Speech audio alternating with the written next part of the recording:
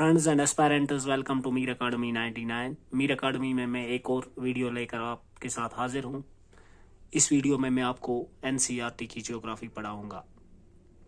Friends, जैसा कि आप जानते हैं, हम एनसीईआरटी की ज्योग्राफी पढ़ रहे हैं बेसिक से लेकर स्टैंडर्ड लेवल तक। मैं ये आपको पढ़ाऊँगा क्योंकि ये JKSSB और बहुत सारे एग्जाम्स, कम्पिटिटिव एग्जाम्स का पार्ट होती है ज्योग्राफी।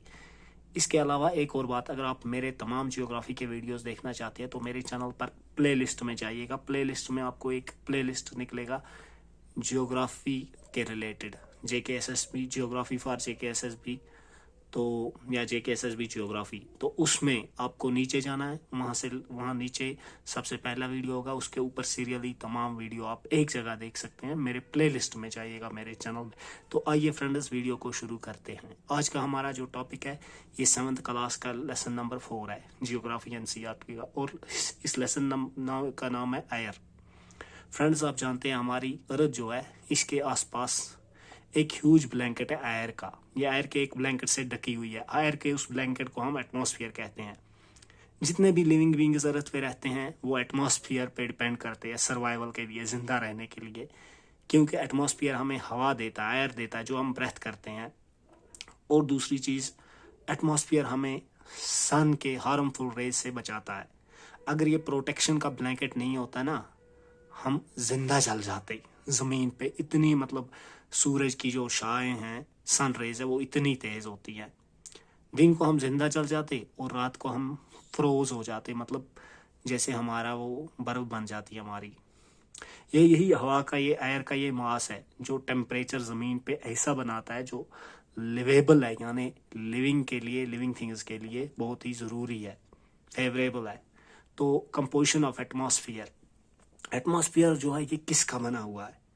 एयर जो हम ब्रेथ करते हैं ना, ये एक्चुअली बहुत सारे गैसेस का मिक्सचर है। इसमें नाइट्रोजन और ऑक्सीजन बल्क में मौजूद है, यानी बहुत ज़्यादा क्वांटिटी में। दूसरे कुछ गैस जैसे carbon dioxide, helium, ozone, argon, hydrogen भी है, लेकिन कम क्वांटिटीज़ में। इसके अलावा टिनी डस्ट पार्टिकल्स भी एयर में मौजूद है। मैंने लिखा भी है, नाइट्रोजन 78% होती हैं एयर में, ऑक्सीजन 21%, CO2 यानी carbon dioxide 0.03%, argon 0.93%, all others दूसरे जो गैस है वो 0.04% है। इसके लिए मैं आपको एक पाई चार्ट भी दिखा ही देता हूँ। फ्रेंड्स, ये है मेरे हाथ में ये पाई चार्ट, इसको आप गौर से देख सकते हैं। बस ये जो मैंने अभी दिखाया कितनी कंपोजिशन है किस गैस की, उसी के बारे में है। तो फ्रेंड्स, आगे बढ़ते हैं। देखिए, आपने पाई चार्ट के जरिए भी समझ लिया कि डिफरेंट कॉन्स्टिट्यूएंट जो है एयर के में, डिफरेंट गैसेस वो कितने हैं। यहाँ पे भी मैंने ये लिखा है, नाइट्रोजन प्लेंटीफुल गैस है। जब हम अंदर लेते हैं ना, अपने अंदर हवा इनहेल करते हैं, तो हम नाइट्रोजन जो है इसको एक्सेल करते हैं। जब लंग्स में पहुँचती है ना हमारी हवा, तो हम नाइट्रोजन, हमें मत ज़रूरत है, हम ऑक्सीजन का इस्तेमाल करते हैं, तो नाइट्रोजन एक्सेल करते हैं, यानी वापस छोड़ देते हैं। लेकिन प्लांट जो है, इनको नाइट्रोजन ज़रूरत होती है सर्वाइवल के लिए, लेकिन ये सीधा नाइट्रोजन को एयर से नहीं ले सकते। एक बैक्टीरिया होता है जो सॉइल में रहता है, जिसको हम नाइट्रोजन फिक्सिंग बैक्टीरिया, तो आपने ज़रूर पढ़ा होगा, इसको हम नाइट्रोजन फिक्सिंग बैक्टीरिया कहते हैं। ये क्या करता है, ये नाइट्रोजन को हवा में से मिट्टी में मिला देता, और वहाँ से जो है प्लांट्स अपनी रूट्स की मदद से इस नाइट्रोजन को जो मिट्टी में मिला हुआ है यूज़ करते हैं। ऑक्सीजन सेकंड प्लेंटीफुल गैस है हवा में। ह्यूमन्स और एनिमल्स ऑक्सीजन लेते हैं, हम ऑक्सीजन लेते हैं ना ब्रेथ में। ग्रीन प्लांट्स ये ऑक्सीजन बनाते हैं। जब फोटोसिंथेसिस की प्रोसेस होती है तो ग्रीन प्लांट्स क्या प्रोड्यूस करते हैं, क्या छोड़ते हैं हवा में? ऑक्सीजन, और ये ऑक्सीजन हम यूज़ करते हैं। हम ऑक्सीजन यूज़ करके वापस क्या करते हैं, कार्बन डाइऑक्साइड छोड़ते हैं। तो ये ट्रीज कार्बन डाइऑक्साइड यूज़ करते हैं। इस तरह से जो बैलेंस है ऑक्सीजन की, वो कांस्टेंट रहती है, वो कम नहीं होती। तो अगर हम पौधे काट देंगे, दरख्त काट देंगे, तो ये बैलेंस डिस्टर्ब हो जाएगी। कार्बन डाइऑक्साइड भी इम्पॉर्टेंट है, क्योंकि ग्रीन प्लांट्स कार्बन डाइऑक्साइड का यूज़ करते हैं फूड बनाने में, और वहाँ से हमें ऑक्सीजन देते हैं। ह्यूमन्स और एनिमल्स जो है ये कार्बन डाइऑक्साइड को रिलीज़ करते हैं। कार्बन डाइऑक्साइड ह्यूमन्स और एनिमल्स जब रिलीज़ करते हैं, वहाँ से इक्वल अमाउंट में प्लांट्स भी ऑक्सीजन रिलीज़ करते हैं और ये कार्बन डाइऑक्साइड लेते हैं।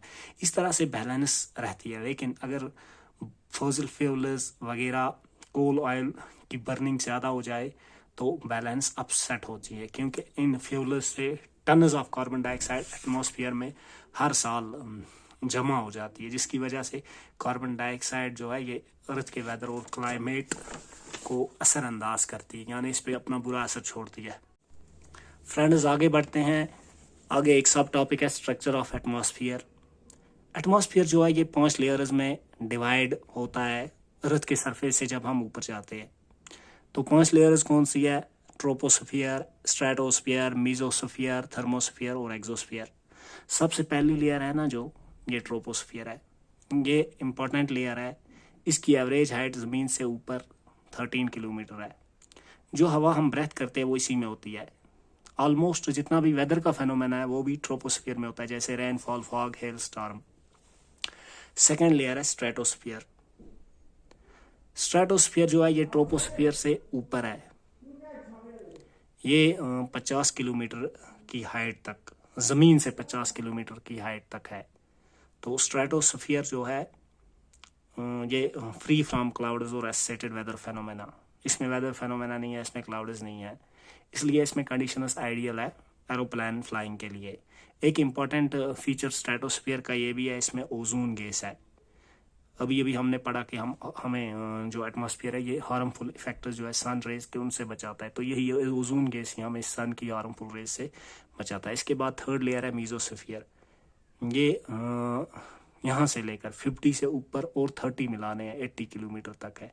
यानी मीजोस्फियर जो है ये ज़मीन से ऊपर लेकर 80 किलोमीटर तक, लेकिन ज़मीन से ऊपर पहले 13 ट्रोपोस्फियर आता है, फिर स्ट्रेटोस्फियर 50, यानी ये फिर 30 किलोमीटर रहता है 50 से 80। ये जो है ट्रोपोस्फियर ये 13 तक है, फिर वहाँ से लेकर 50 तक स्ट्रेटोस्फियर, 50 से 80 तक मीजोस्फियर। तो मीजोस्फियर थर्ड लेयर है। तो इसमें मीटेओराइट्स जब स्पेस से आते हैं ना तो वो यहीं पे मीजोस्फियर में आकर बर्न अप हो जाते हैं, सट जाते हैं। इसके बाद फोर्थ लेयर है थर्मोस्फियर। थर्मोस्फियर जो है यहाँ पे टेम्परेचर ऊपर जाएंगे तो यहाँ पे टेम्परेचर जो है वो राइज हो जाता है। इसका एक पार्ट है थर्मोस्फियर का जिसको आयोनोस्फियर बोलते हैं, ठीक है। थर्मोस्फियर जो है ये इसके 80 किलोमीटर से लेकर 400 किलोमीटर तक, यानी ये बहुत लंबी लेयर है, फिर एक्सटेंड होता है। ये लेयर जो है थर्मोस्फियर, ये रेडियो ट्रांसमिशन, रेडियो वेव्स अर्थ जब जाती है इसी में से होकर वापस आती है रिफ्लेक्ट अर्थ पे, ठीक है। फिर फिफ्थ है exosphere. Exosphere upper most layer है एटमॉस्फियर की।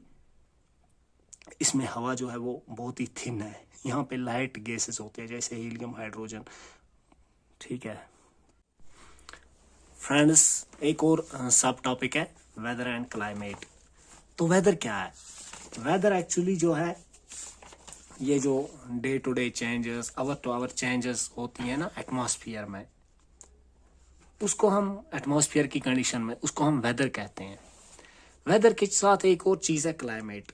क्लाइमेट जो है ये एवरेज जो कंडीशन होती है वेदर की, मतलब बहुत सारे सालों में या साल भर, उसको हम क्लाइमेट कहते हैं। फॉर एग्जांपल डिफरेंस ऐसे मैं बताता हूँ। वेदर हम कहते हैं आज सनी डे है, या कहते हैं रेनी डे है, या कहते हैं कल क्लाउडी डे था, इसको वेदर कहते हैं। या अभी बारिश हो रही है, अभी घंटे के बाद बर्फ होगी, तो हम उसी लिहाज से वेदर में चेंजेस को देखते हैं। लेकिन on the other hand climate जो है ये ओवरऑल होता है average condition, climatic weather condition किसी इलाके की।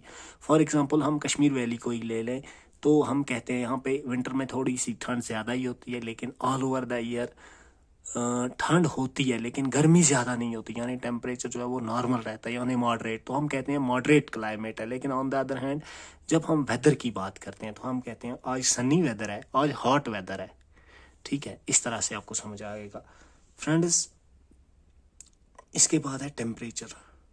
टेम्परेचर होता है degree of hotness and coldness of the air.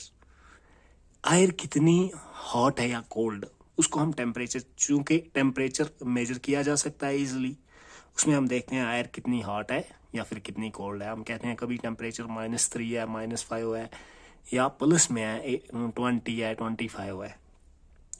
तो टेम्परेचर में चेंजेस किससे आती हैं? टेम्परेचर जो है इसको इन्फ्लुएंस करती है डिस्ट्रीब्यूशन ऑफ इंसुलेशन। तो इंसुलेशन क्या है? इंसुलेशन है कि कितनी हीट अर्थ जो है ये कितनी हीट, कितनी सोलर एनर्जी ये इंटरसेप्ट कर पाएगी। तो जैसा कि इक्वेटर पे अर्थ ज़्यादा से ज़्यादा सोलर एनर्जी वहाँ पे पड़ती है, तो अर्थ भी नेचुरली वहाँ पे ज़्यादा से ज़्यादा सोलर एनर्जी इंटरसेप्ट करेगी, इसलिए इक्वेटर के इलाके जो होते हैं, इक्वेटर पे जो इलाके पड़ते हैं वो ज़्यादा हॉट होते हैं। और जब हम उससे फिर इक्वेटर से ऊपर जाते हैं नॉर्दर्न हेमिस्फीयर में या साउदर्न हेमिस्फीयर में, तो पोलस की तरफ, तो ये डिक्रीज होता है आहिस्ता आहिस्ता टेम्परेचर, क्योंकि वहाँ पे अर्थ अब कम हीट वहाँ पे पड़ती भी है और अर्थ भी उतनी ही हीट इंटरसेप्ट करती है। यही वजह है कि जो पोल्स है वो स्नो कवर्ड होते हैं, वहाँ पे स्नो होता है। अगर अर्थ का टेम्परेचर जो है ज़्यादा हो जाएगा तो क्रॉप्स उगेंगे नहीं, फसल नहीं बनेगी, तो जिंदा रहना मुश्किल हो जाएगा। अब एक और बात है, जो सिटीज़ में टेम्परेचर होता है वो विलेजेस के मुकाबले में ज़्यादा होता है। क्यों? क्योंकि सिटीज़ में कंक्रीट होते हैं, रोड्स होते हैं, बिल्डिंग्स होती है, मेटल का ज़्यादा यूज़ होता है बिल्डिंग्स में, रोड्स में एसफाल्ट का यूज़ होता है। ये दिन को हीट अप होते हैं और फिर यही हीट ये रात को रिलीज होती है। और चूँकि सिटीज़ में बिल्डिंग्स जो है वो क्राउडेड होती हैं, तो उनमें हवा जो है, गर्म हवा, वार्म एयर, वो ट्रैप हो जाती है, उससे भी सिटीज़ का टेम्परेचर हाई हो जाता है। अब एक और चीज़ है इसमें, यहाँ पे एयर प्रेशर। एयर प्रेशर क्या होता है? देखिए, ये हैरानी की बात भी है कि एयर जो है ये हमारी बॉडी को फोर्स कर रही है, क्योंकि अगर हम अपने ऊपर किसी चीज़ को रखेंगे तो वो हमें प्रेस करेगी ना। लेकिन हम हवा का ये फोर्स, ये प्रेशर मेजर क्यों नहीं कर पाते? हमें क्यों नहीं लगता कि हमें हवा धक्का दे रही है, फोर्स डाल रही है? क्योंकि ये हर एक साइड से, हर एक डायरेक्शन से हमारी बॉडी पे प्रेशर डाल रही है, और हमारी बॉडी जो है ये काउंटर प्रेशर वापस भी हवा पे प्रेशर डाल रही है। ठीक है, एयर प्रेशर जो है इसको हम डिफाइन करते हैं, pressure exerted by the weight of air on the earth surface. तो जब हम ऊपर जाते हैं एटमॉस्फेयर की लेयर्स में तो प्रेशर फॉल हो जाता है। एयर प्रेशर सीम लेवल पे ज़्यादा होता है, और जब ऊपर जाएंगे तो हाइट के साथ ये डिक्रीज होता है। डिस्ट्रीब्यूशन ऑफ एयर प्रेशर जो है इसको टेम्परेचर इन्फ्लुएंस करता है। किसी भी स्पेस पे जहाँ पे टेम्परेचर हाई हो वहाँ पे हवा जल्दी हीटेड होती है और राइज हो जाती है, इसे लो प्रेशर एरिया बनता है। लो प्रेशर एरिया एसोसिएटेड है क्लाउडी स्काइज और वेट वेदर के साथ, यानी जहाँ पे लो प्रेशर एरिया है वहाँ पे ज़्यादा क्लाउड रहता है स्काई में और वेट वेदर रहता है, यानी बारिश होती है। जहाँ पे लो टेम्परेचर होता है एयर कोल्ड होती है, इसलिए हैवी होती है। हैवी एयर सिंक हो जाती है, यानी नीचे बैठती है, और हाई प्रेशर एरिया बनता है। वहाँ पे हाई प्रेशर एरिया में क्लियर होते हैं और सनी स्काई होता है और क्लियर स्काई। एयर जो है ऑलवेज हाई प्रेशर एरिया से लो प्रेशर एरिया की तरफ मूव करती है। अब हम पढ़ेंगे विंड। विंड क्या है? एयर जब हाई प्रेशर एरिया से लो प्रेशर एरिया को जाती है तो इसको विंड कहते हैं, क्योंकि ये तेज होती है। तो कभी कभी जब विंड तेज ब्लो करती है तो ये अपने साथ पेड़ पौधों को ले जाती है, और कभी कभी विंड आहिस्ता चलती है। जब विंड स्ट्रांग हो तो आपको पता है कि इसके अगेंस्ट तो हम उस वक्त जा नहीं सकते। उस वक्त अगर हम हाथ में अम्ब्रेला रखेंगे तो वो कितना इम्पॉसिबल है। विंडस ब्रॉडली 3 टाइप्स के, देखिए यहाँ पे मैंने लिखा है परमानेंट विंडस। परमानेंट विंडस में कौन से विंडस आते हैं? ट्रेड विंडस, वेस्टर्लीज और ईस्टर्लीज, ये विंडस के कुछ किस्म है। सीजनल विंडस, पहले एक बात बोलना भूल गया, जो परमानेंट विंडस इनको क्यों बोलते हैं? ये कॉन्स्टेंटली साल भर ये विंडस पर्टिकुलर डायरेक्शन में चलते रहते हैं, इसलिए इनको परमानेंट विंडस बोलते हैं। सीजनल विंडस किसी खास सीजन में होते हैं, जैसे मानसून विंडस है ना इंडिया में, ये खास सीजन में आते हैं, मानसून के सीजन में। फिर होती है लोकल विंडस, ये पर्टिकुलर पीरियड ईयर में या फिर डे के किसी खास वक्त में स्मॉल एरिया में चलते हैं लोकल विंडस, जैसे लैंड ब्रीज या सी ब्रीज जैसे लू है नॉर्दर्न इंडिया में, LO लू, एक किस्म की लोकल विंड। एक और चीज़ है फ्रेंड्स यहाँ पे जो मैंने मेंशन किया है नीचे, मॉइस्चर। मॉइस्चर क्या होता है? जब वाटर इवापोरेट होता है ना लैंड से और डिफरेंट वाटर बॉडीज से, ये वाटर वेपर बनता है। मॉइस्चर उस वक्त हवा में हम देखते हैं, जो किसी टाइम पे भी हवा में मॉइस्चर होता है, यानी पानी, वाटर वेपर, उसको हम ह्यूमिडिटी कहते हैं। यानी जो हवा का गीलापन होता है उसको हम ह्यूमिडिटी कहते हैं।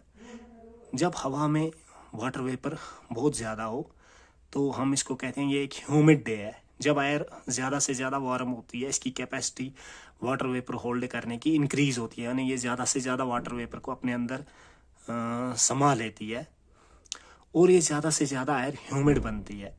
ह्यूमिड डे जब हो तो तब क्लॉथ्स को ड्राई होने में लॉन्ग टाइम लगता है, या हमारी बॉडी पे जो पसीना आता है स्वेट वो इजीली इवापोरेट नहीं हो सकता है, हमें अनकंफर्टेबल फील होता है। वाटर पेपर जब हवा में राइज होता है ये कूलिंग होनी इसकी स्टार्ट होती है, ठंडा हो रहा है और जो होने लगता है। वाटर वेपर कंडेंस होता है और ड्रॉपलेट्स ऑफ वाटर बनते हैं। ये ड्रॉपलेट्स ऑफ वाटर जो है इसका बहुत सारा मास जब मिलता है तो हम इसको क्लाउड्स कहते हैं। यही ड्रॉपलेट्स वाटर एक दूसरे के साथ मिल कर हैवी बन जाते हैं एयर में, फिर ये और ज़्यादा फ्लोट नहीं कर सकते, चल नहीं सकते, फिर ये नीचे आ जाते हैं बारिश या किसी और सूरत में, यानी जिसको हम प्रेसिपिटेशन कहते हैं। तो प्रेसिपिटेशन सिर्फ रेनफॉल की शक्ल में नहीं, कभी ये हेल स्टॉर्म या स्नो की शक्ल में भी ज़मीन पे पड़ता है। जेट प्लेनर्स जो फ्लाई करते हैं स्काई में वो एक पीछे वाइट ट्रेल छोड़ते हैं, क्योंकि इनके इंजन से जो मॉइस्चर निकलता है वो कंडेंस हो जाता है। ये हमने अक्सर देखा होगा। और ये एक लाइन में रहते हैं, जब इसको एयर मूवमेंट नहीं होती, ज़्यादा डिस्टर्ब नहीं होती, तब तक ये एक लाइन में रहते हैं। प्रेसिपिटेशन जैसा कि मैंने बोला बहुत सारे फॉर्म में ज़मीन पे आता है, जैसे लिक्विड फॉर्म में रेन, तो इसी तरह से दूसरे फॉर्म्स में भी ये आता है। तो नीचे आकर प्लांट्स जो प्रिजर्व करते हैं वाटर, फिर तो हिल साइड से ये पानी नीचे आता है, रेन वाटर वगैरह, और फ्लडिंग होती है अगर प्लांट्स ज़्यादा ना हो। 3 टाइप्स ऑफ रेनफॉल है, कन्वेक्शनल रेनफॉल, ओरोग्राफिक रेनफॉल और साइक्लोनिक रेनफॉल। ये रेनफॉल के कुछ टाइप्स हैं। रेनफॉल इंपॉर्टेंट है प्लांट्स और एनिमल्स के सर्वाइवल के लिए। ये फ्रेश वाटर देता है अर्थ के सरफेस को। अगर रेनफॉल कम हो, वाटर स्कैर्सिटी होती है, ड्रॉट्स होते हैं, और अगर ऑन द अदर साइड अगर वाटर बहुत ज़्यादा हो, फिर क्या होता है? वाटर जब बहुत ज़्यादा हो या रेनफॉल ज़्यादा हो, फिर फ्लड्स आते हैं। तो फ्रेंड्स, इस वीडियो को यहीं पे ख़त्म करते हैं। अपना वेलेबल फीडबैक जो है वो कमेंट्स की सूरत में ज़रूर दीजिएगा। चैनल को सब्सक्राइब भी कीजिएगा, और दूसरे एस्पायरेंट्स जो है उनके साथ चैनल को शेयर कीजिएगा, क्योंकि मुझे एस्पायरेंट्स के सपोर्ट की ज़रूरत है। आप चैनल को सब्सक्राइब करेंगे, वीडियो देखेंगे, तो मैं एनकरेज होऊंगा दूसरे वीडियो आप तक पहुंचाने के लिए। तो थैंक्स।